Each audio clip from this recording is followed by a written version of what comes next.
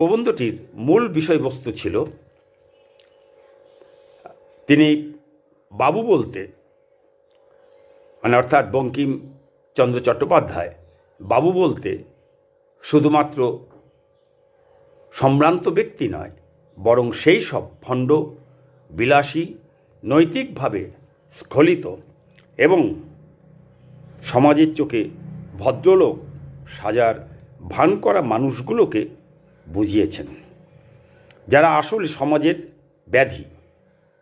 এই প্রবন্ধে তিনি বাবুদের জীবনযাত্রার কৃত্রিমতা, তাদের আলস্য, আভিজাত্যের ভান এবং নারীদের প্রতি তাদের দৃষ্টিভঙ্গিকে তীক্ষ্ণ ব্যঙ্গ করেছেন।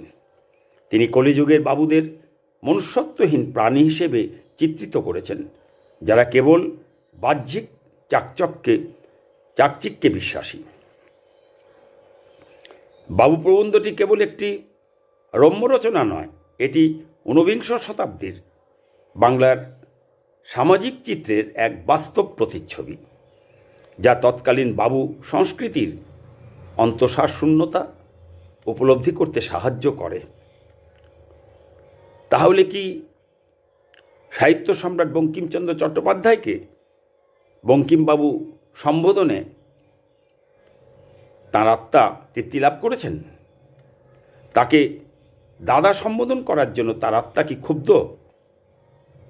আমরা কি তাহলে সেই ঊনবিংশ শতাব্দীর বাংলার সামাজিক বাবু সম্বোধনের মধ্যে দিয়ে বাবু কালচারে ফিরে যাব, নাকি দাদা কালচারে থাকব, নাকি দুটো মিশিয়ে শঙ্কর জাত হিসেবে শঙ্কর শব্দ দাদাবাবু নামে এবার থেকে আমরা বাঙালিরা অভিহিত হব? কোনটা?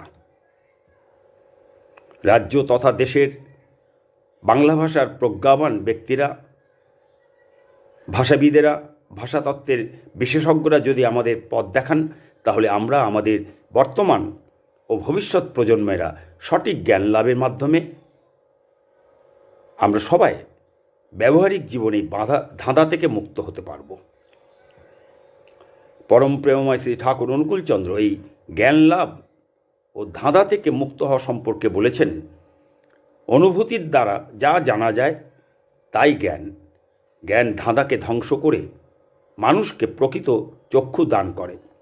জ্ঞান বস্তুর স্বরূপকে নির্দেশ করে, আর বস্তুর যে ভাব জানা থাকলে জানা বাকি থাকে না, তাই তার স্বরূপ। অজ্ঞানতা মানুষকে উদ্বিগ্ন করে, জ্ঞান মানুষকে শান্ত করে। অজ্ঞানতায় দুঃখের কারণ, আর জ্ঞানই আনন্দ। তুমি যতটুকু জ্ঞানের অধিকারী হবে, ততটুকু শান্ত হবে।